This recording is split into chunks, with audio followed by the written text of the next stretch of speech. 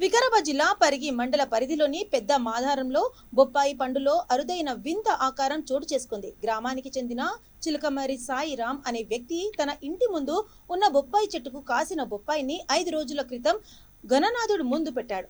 ఆ బొప్పాయి అనుకోకుండా తొండంతో కూడుకున్న గణనాథుడిలా ప్రత్యక్షమైంది అంటున్నాడు సాయిరాం.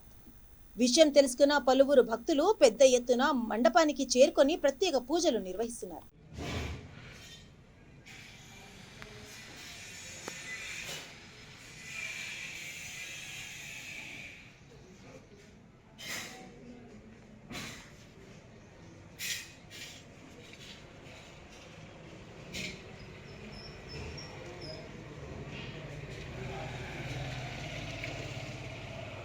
మాది సాయిరాం, మాది పెద్ద మాదారం.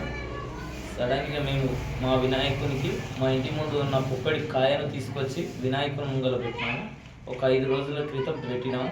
ఇది సడన్గా చూసేవారు నిన్న ఒక వినాయకుని ఆకారంలో ఉన్న తొండెం వచ్చేసి అలాగే పండు అయినది. మేము ఎంతో సంతోషకరంగా ఉన్నాము.